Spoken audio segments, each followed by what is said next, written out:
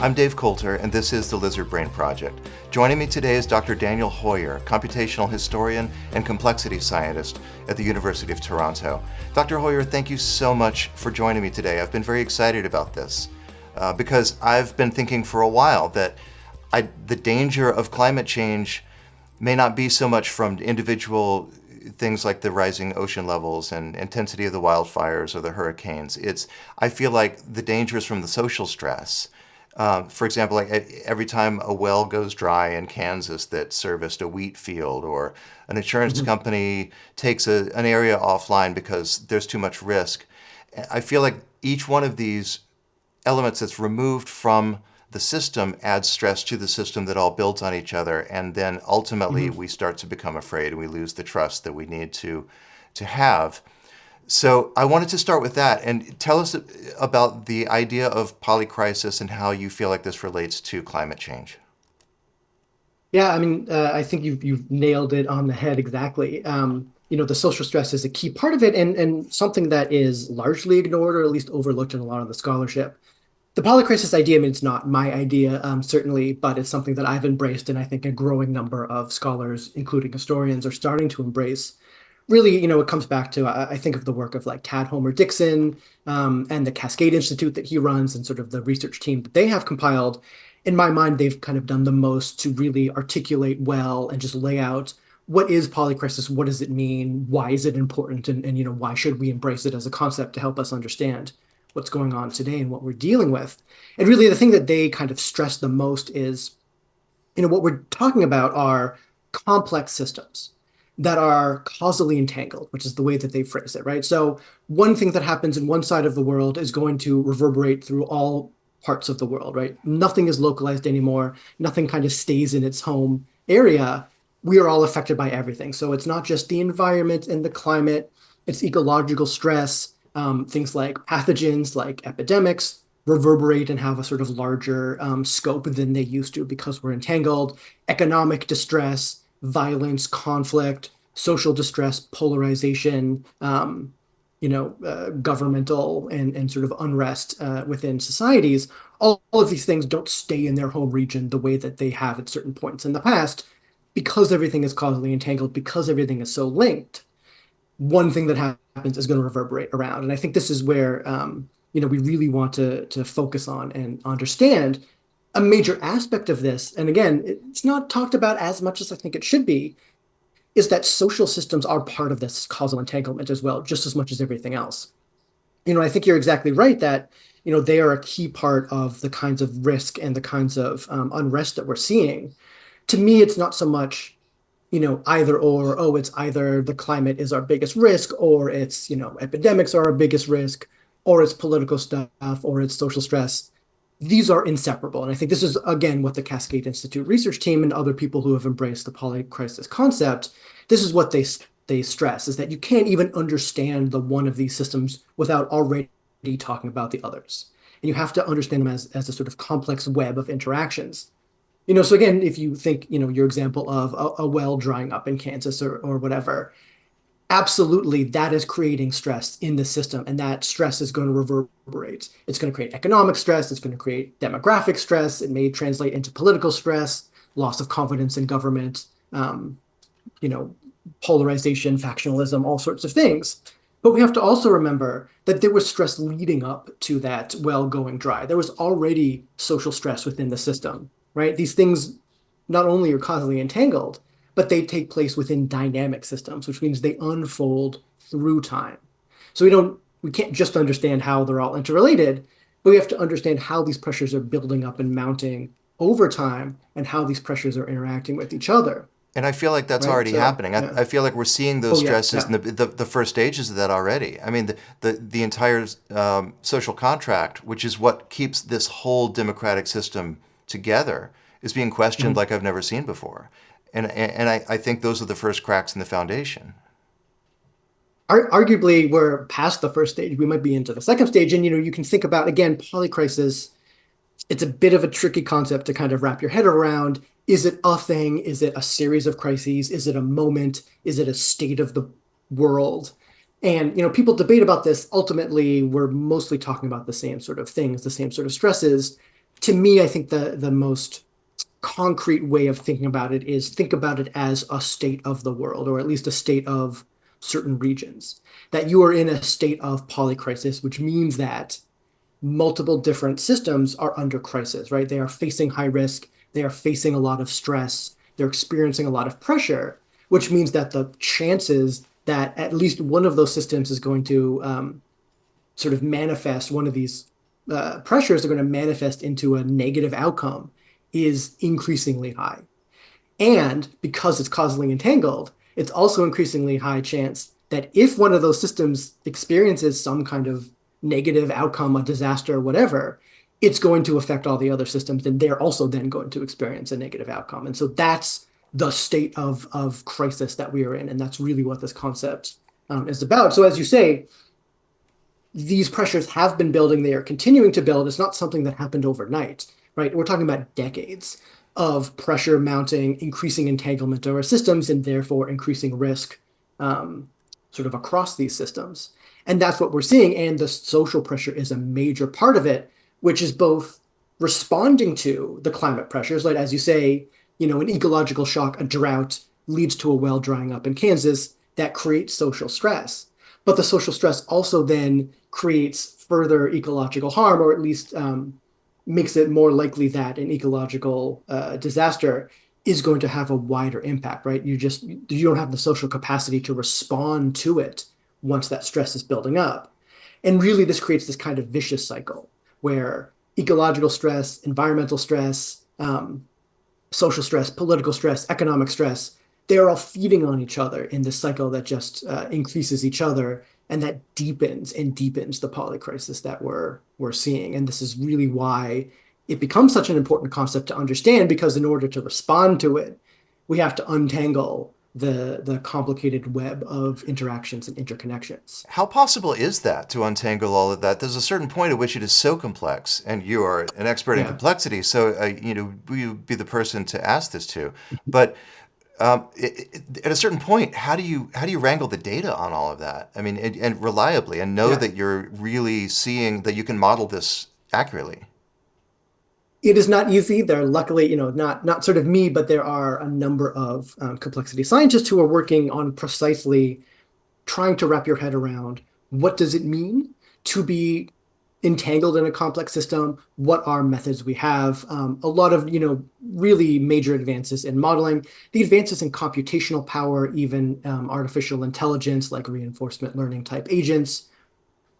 It's not a silver bullet answer, but we are just more able to handle larger and larger bodies of data and more complex interactions, just computationally, just to help us human researchers get a handle on all these things that are happening. So there are methods and tools out there.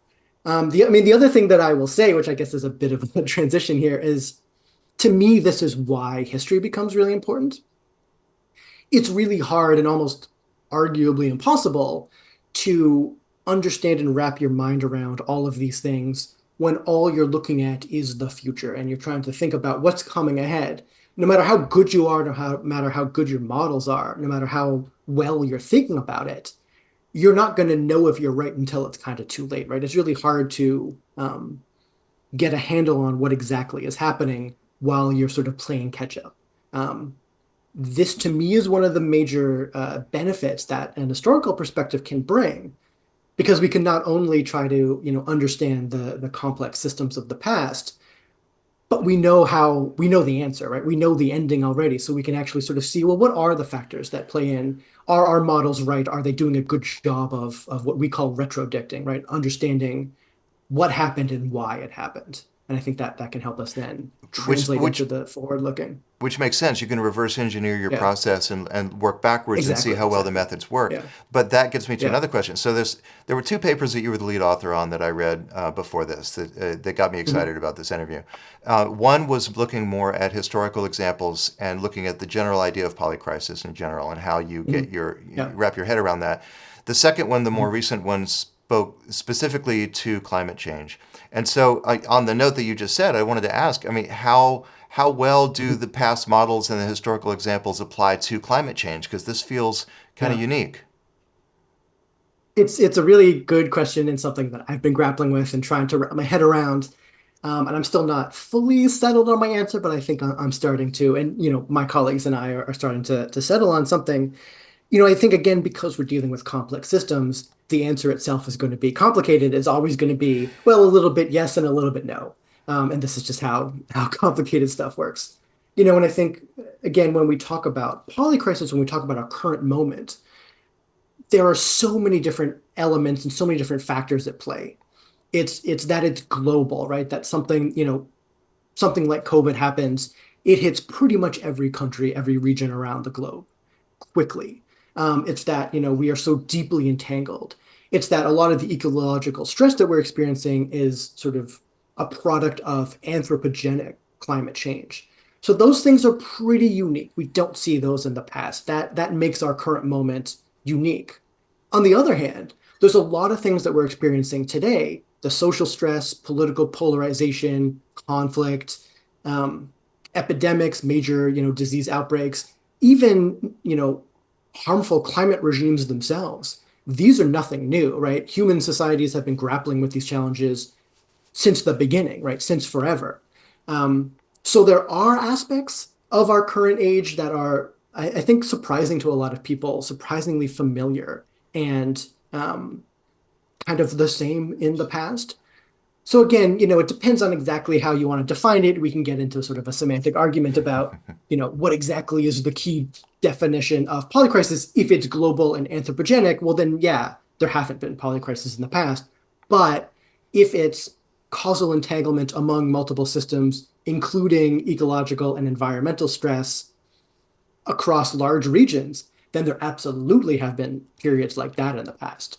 So, I tend to think of it more as a spectrum. So on the one hand, you have, say, a super localized crisis, like, a bridge in a small town in Iowa goes out. That's going to affect people, right? That's harmful, but that's unlikely to sort of permeate across systems. Um, you have our current age of polycrisis and all the entanglements, like COVID is a manifestation of our current polycrisis. That's on the other end of the spectrum. And so different points in the past will be, closer to one end or the other. But some of them are, in my mind, I would argue, pretty damn close to our current age of polycrisis and look really familiar.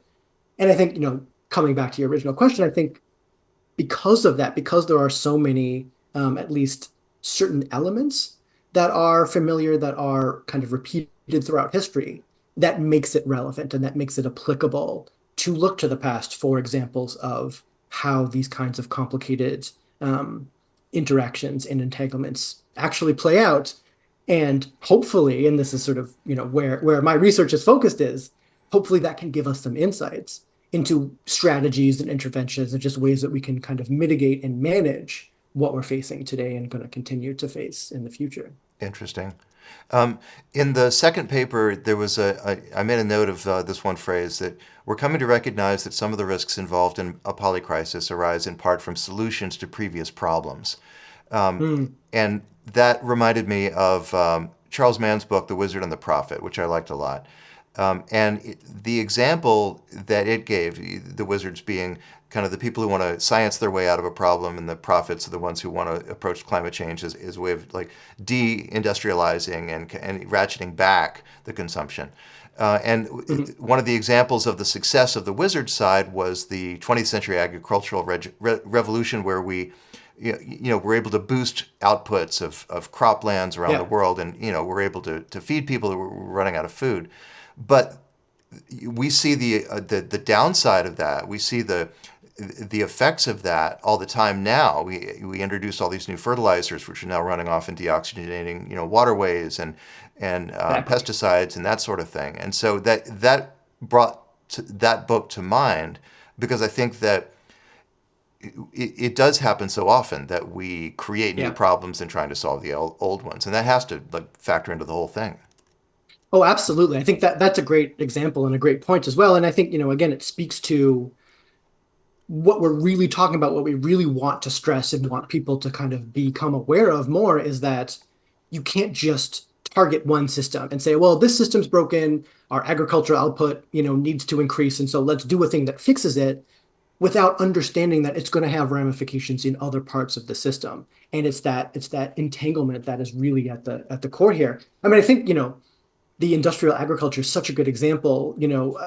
One of we can sort of get into this, but I think one of the periods of the past that comes really close to being a polycrisis, if not in fact a polycrisis, I think of the so-called Little Ice Age, which sort of hit Eurasia, so that's Europe, Eastern Asia, Southern Asia, West Asia, like that entire kind of continent also hit sort of Northern Africa for centuries, right? So this is a period, it's not anthropogenic, but it is a period of poor climate. It was a sort of unusually cold snaps, kind of for a long, prolonged period. And then all the ecological consequences that followed, famines, droughts, there were some earthquakes, there were some volcanic eruptions.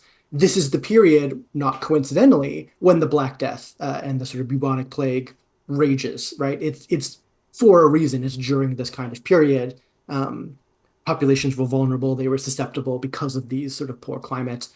There was a lot of entanglement among, there was a lot of trade, there was economic work, there was political stress, there was population stress. Really, almost all of the hallmarks of polycrisis today were present in this period. This is 14th through 19th centuries, more or less. And so some scholars, I think of my colleague Walter Scheidel as one who's written a book called The Great Leveler, which touches on this issue.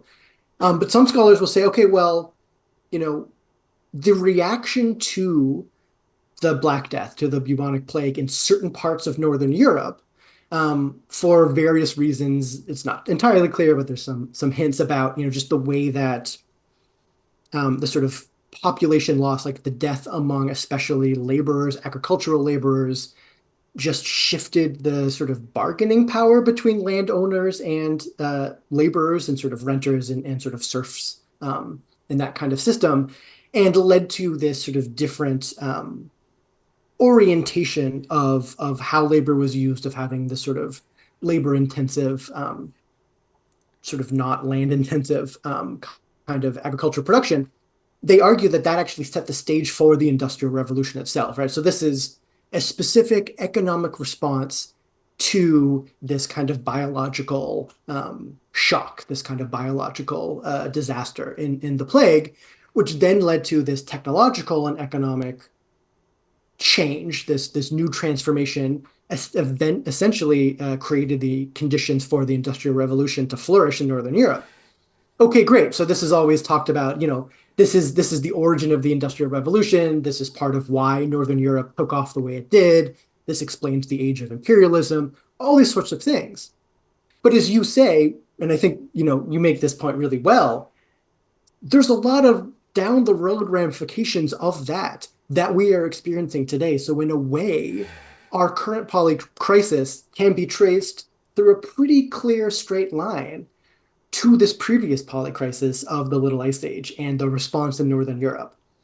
And so it's just that kind, like, that's not how we're trained to think. Like that's you have to make a lot of sort of temporal and causal leaps, but it's there. If you really look into it and you think seriously about, what are lingering long-term effects and how do, what by many accounts was a very positive intervention, creating this economic flourishing, this amazing increase in productivity, can then have all these negative ramifications in multiple different systems and lead to all of these stresses and periods of unrest in different ways. And so, I mean, it's amazing to think about, but this is really, that's kind of getting to the heart of what a complexity science answer to the question looks like.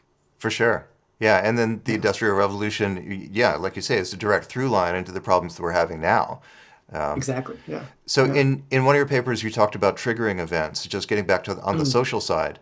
Yeah. And that's something I've been concerned about for a long time. I mean, especially since our global supply chains are so fragile now because they're so Yeah. interconnected. And I mean, I think, you have one terrorist attack in the port of LA and you have literally, you could shut down the global supply chain for a long time. Yeah. So, and something like that would just have cascading stresses. I mean, across everything. Exactly. Yeah, exactly. I mean, this is the problem. So, one of the interesting things that I've been getting into, I'm a historian by training, and getting, talking with more climate scientists and physicists and evolutionary scientists and just building this interdisciplinary team. I mean, that's the other answer to your question of how do you do complexity science and sort of take a complex angle. The real answer is you don't do it alone, right? You have to do it as teams. You have to bring different people with different perspectives. And so one of the things that I've really benefited from talking with, especially sort of biophysicists and climate scientists, is they have a kind of different understanding of stress than sort of my background in the humanities and social sciences talks about. And when they talk about crisis and risk and stress, they talk about the interaction of two different kinds of stress. And so one is the long-term lingering stress. This is basically the pressures that build up in the system. So it's, inequality, it's immiseration, it's declining well-being and sort of loss of, social mobility that creates stress in a social system, right? That makes people sort of at unrest, makes them, anxious. It puts stress in the system. Think about it again like a bridge. The sort of lingering wear on just the metal and the concrete that makes up the sort of bridge supports. Those are just lingering long-term kinds of stresses that exist. But the other kind of stress is kind of sudden. It's a shock, right? That's what we refer to as a triggering event. It's just a thing that happens kind of all of a sudden and then impacts the system as well.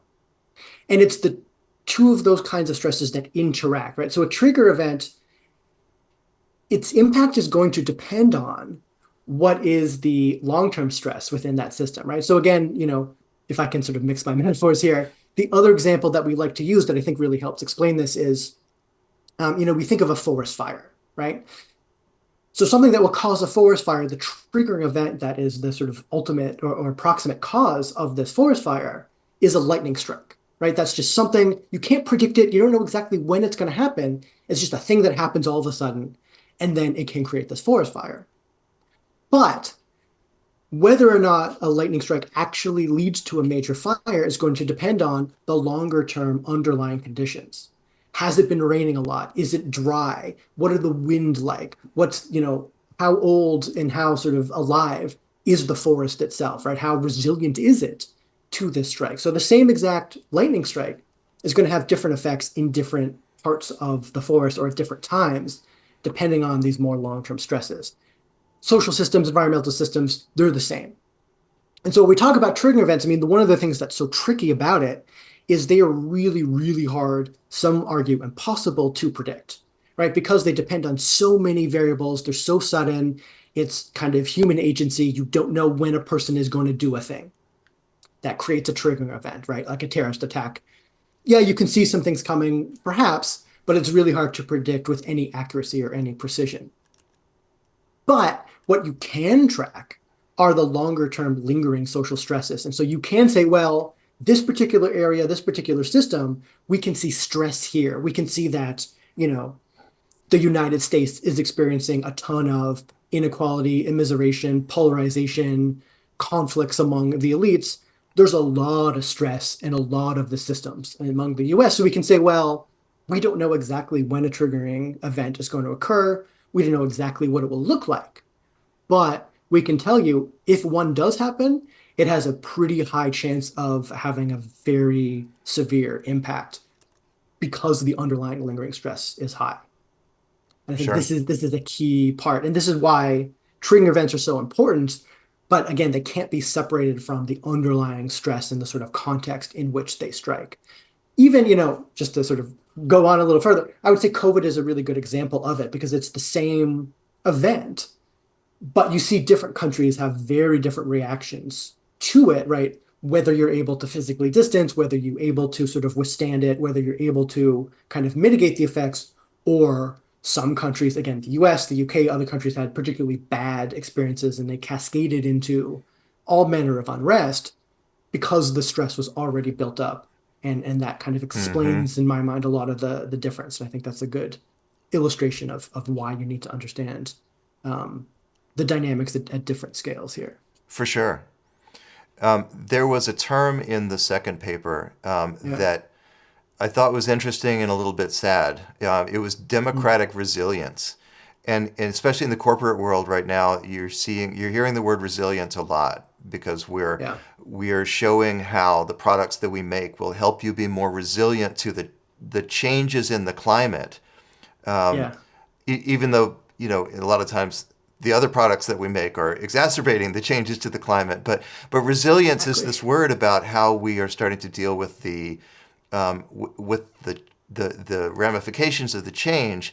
But this term was democratic resilience, which is almost like how a democratic population becomes resilient to the stresses of climate change that are weakening the democratic system. And I thought that was a remarkable term. Yeah. And I agree with you. It keeps me up at night. It's scary. It's not.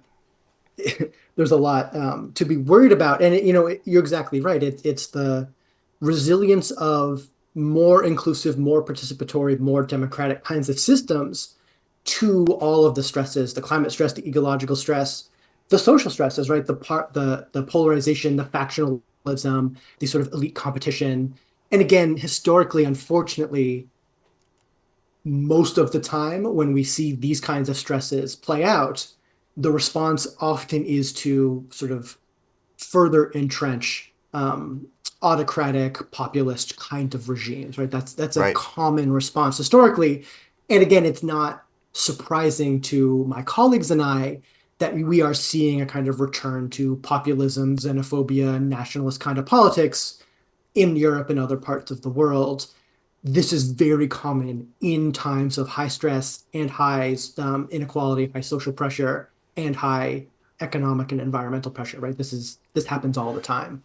It's not guaranteed. There are paths out of it, but it is a fairly common pattern that we see, and we're seeing again. Can the authoritarianism that comes from those stresses lead to what do the historical examples say about how that would lead to kind of a resettling in a more democratic way? I mean, is that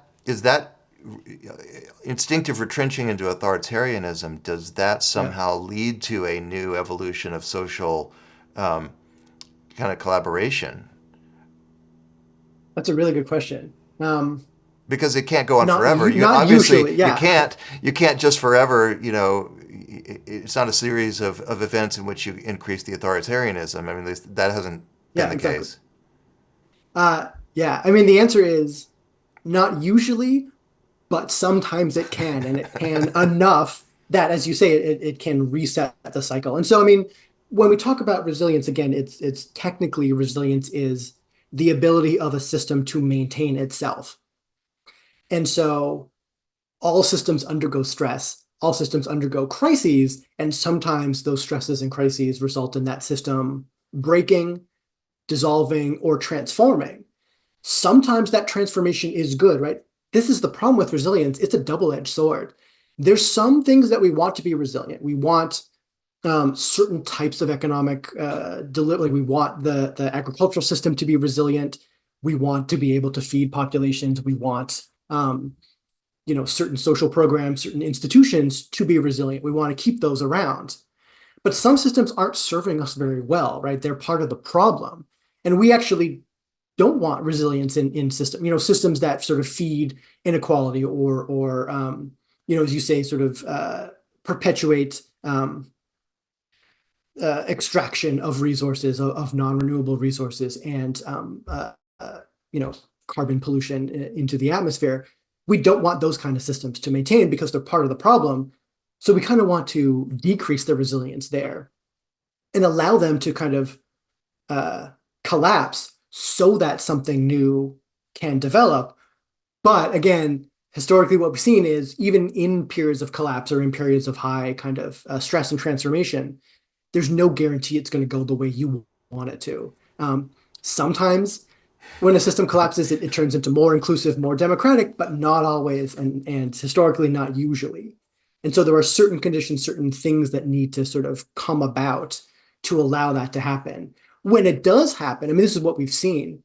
When you do get a kind of more democratic kind of reform or revolution or transformation in sort of social welfare policies, they tend to produce really healthy, strong, resilient societies. And therefore, those norms, those institutions, those practices, in a kind of evolutionary selective sort of framework, they tend to permeate, right? Because they are successful, so they spread. Other people adapt them. They sort of maintain themselves. They tend to do well until they experience the next crisis, and then you don't know. So I mean, this is, again, there haven't been that many moments of them, but when they do happen, they're important and they tend to last. I think there's a few that stand out. Like um, one of the things that my colleagues and I have been talking about is the Chartist period in England. This is 1840s in England. Again, pretty similar to what we're going on now. This is still at the end of the Little Ice Age. There's a lot of stress. Early industrial England, right? So these are immiserated, really poorly treated factory workers in cities, terrible conditions. There's a lot of disease. There's a lot of poverty, a lot of unrest. There's massive inequality, structural inequality within sort of the English landscape. In sort of the 1830s, early 1840s, there was a ton of rebellions. There was violent uprisings. There was rebellions, protests. Government, clashed down and really, led to really violent clashes between sort of police and protesters. Bad stuff. It's the kind of thing that historically, more often than not, tends to spiral into major periods of like civil war and violence. But for various reasons, there was enough kind of cohesion, enough sort of understanding among especially the sort of powers that be. There was enough really charismatic, sort of convincing leaders on the kind of grassroots that they came together and they said, well, this isn't serving anybody's interests. We actually are going to pass some major reforms. We're going to start to put in like labor protections, like limits to how many hours you could demand in a factory, safety protections, regulations about sort of child labor, where they gave sort of suffrage to different levels. At the time, you have to be sort of a certain level of landowner in order to have a kind of vote in or say in parliament. They extended the franchise a little bit. And again, it wasn't perfect. England at the time was still a colonial power. It's not like they were doing everything right, but they did respond to this crisis in a way that actually increased participation in the democratic Republican government. It increased welfare. It increased all these social protections. That then had lingering effects in sort of one of the reasons that England became a major, powerful, productive, thriving player throughout the 19th and 20th century. Mm-hmm. Similar thing happened in the US in the end of the 19th century, the so-called progressive era. Again, a lot of unrest, like major violent uprisings, like literally the army was called in to basically break up strikes among rail workers and sort of miners in different states. And at one point, a lot of the kind of wealthy industrialists like Henry Ford and Rockefeller and Carnegie, the sort of big names that you think of, they kind of got together and like, well, yeah, we can kind of double down on the way we've been treating workers and try to, continue to violently suppress this unrest. On the other hand, what if we actually, gave into their demands? What if we actually listened to them and start to support some of these policies that improve conditions, improve this well-being? Maybe that would be better for everyone. And they did. It helped. It calmed the unrest. And more importantly, it helped boost the well-being of a large segments of the population. This then carried forward through fits and starts into the kind of New Deal. Like a lot of the New Deal policies, we think about that as a sort of, Roosevelt Depression era response. Yeah. But we can't forget that they were actually just continuing on a lot of the reforms that were already started in the 1900s, 1910s. And so again, these examples are few and far between, but there are enough that it is possible in these kinds of periods of high stress, of high harm, of unrest, of sort of, democratic resilience becoming shaken, let's say. There are some examples of some policies, some things, some practices that we can take and say, yeah, we can do more of that. And that can actually, have these long-term beneficial effects, increasing people's well-being. It just improves people's lives and re-strengthens or reboosts, let's say, the resilience in these kind of democratic social welfare kinds of systems that we want to be more resilient. And you can see, so in other words, the way that my colleagues talk about it is what we're trying to do is turn that kind of vicious cycle of a polycrisis into a virtuous cycle, where those same entanglements, those same interactions start to work in our favor instead of against us. If you have a Right? bedrock of trust in the population that allows for that. Yeah, yeah, that's an excellent point. Yeah. So I think that where I might leave this is the question that when you're looking at a lot of different historical examples in the flow of history, like you say, Yeah, it's impacted by so many different variables. It's impacted by climate. It's impacted by yeah. individual people. There's so much complexity in looking at what we're looking into now. But you've been looking into all of this for a long time. And so does your research offer any advice for like, how do Mhm. we get out of this? Yeah. It's a small Yeah. question to ask. So yeah, no, it's just a simple little detail. Yes, I like to think so. I mean, it's hard to find, the I do try to cling to something that can allow me to sleep at night and give me a little bit of optimism.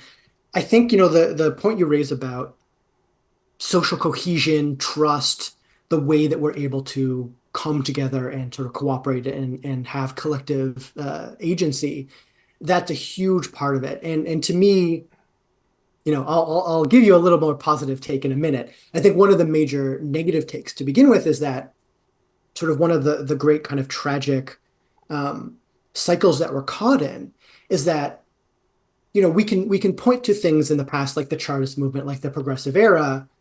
We can say, okay, if one of the core stresses is, let's say, structural inequality, so it's both the distribution of wealth but also access to political power, social power. There are plenty of policies and actions we can take to improve that, right? Redistributive taxation, increasing the representation in government and just opening it up and making it more responsive, more representative. There's tons of things we can do. The problem is you can't actually put them into place if you're already under such a high stress situation, if there's no cohesion, if you're polarized, if you just don't have the trust in government to actually put things into practice. The irony is that the way you solve that is by putting these things into practice, right? So in other words, if the polarization is a product of inequality, the solution is to reduce the inequality. The irony is that you can't reduce the inequality because the polarization has already resulted. And this is a vicious So what cycle. do you do with that? That was my depressing take. The positive take that I have here is that, and again, this is maybe grasping at straws, but we need it. One of the reasons that my colleagues and I do what we do is because the way out of it is to recognize it and being able to expose it, being able to name it, show examples of how this has happened in the past. And, again, as I say, most of the time when we're looking at historical examples of crises and things like we're experiencing today, it's, you know, elites, powerful, wealthy, politically powerful people double down on current systems. They try to hold on to their privileges. That spirals into major violence. We can point to those things and say, hey, you're doing that now. That's not going to end well, not just for everyone else. It's not going to end well for you either. Like, this doesn't serve anybody's interests.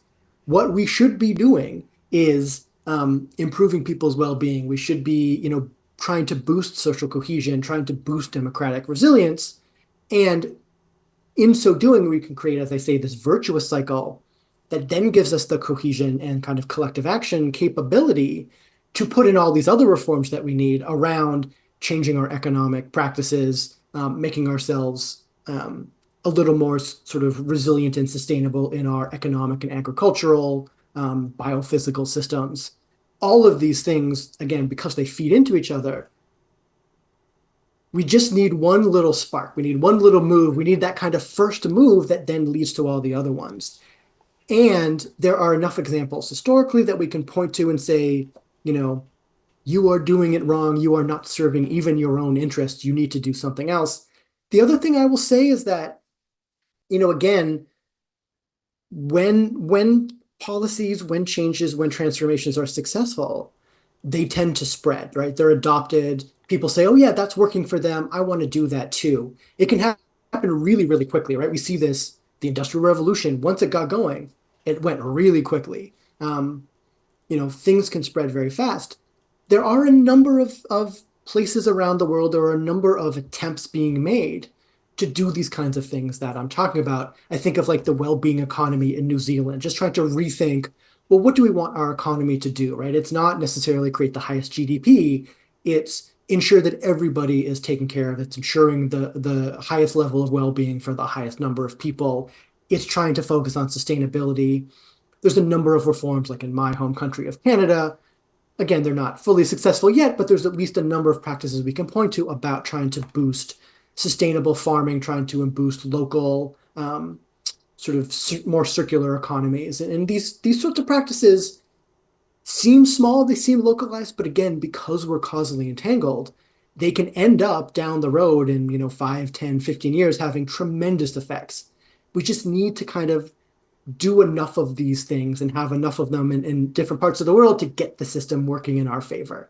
So that's what I hang my hat on and where I kind of rest all my hope. And so, you don't see a ton of signs, in the US, it's not super hopeful. You don't see a lot of these practices being put into place, but it is possible. And we hope that the more we talk about it, the more people kind of internalize and just get a sense of polycrisis, what the term really means, and understanding the harms that we're doing and sort of all the harmful practices that we're engaging in, just being able to sort of pull the curtain back from these can help us overcome them down the road. That's the hope. So I appreciate the optimism. I really do. Thank you. I need to keep going back to it in order to sleep at night, for sure. No, I think we all do. And going back to something that you said a moment ago, that it's, if nothing else, it's just about putting these ideas out there and explaining what we do know and what we can learn. And I feel like that's exactly why I'm doing this. It's why I'm having interviews with people like you, because sometimes you feel like that's the only thing you can do, is just put as many perspectives out there, as many different voices, putting voice to what we are going through, and hoping that somehow the right person hears it and can make better decisions. I think that's exactly right. And I really appreciate you having this platform and this forum, because I think that's, as you say, that's what we can do. That's all we can do. But it is important. And so I appreciate this. I appreciate this as well. Dr. Hoyer, thank you so much for taking the time to speak with me. This has been a lot of fun. Yeah, it's been great. Thank you so much for the invitation. Thanks for watching. To catch the newest episodes, please support the Lizard Brain Project by subscribing. Lizard Brain. Question everything.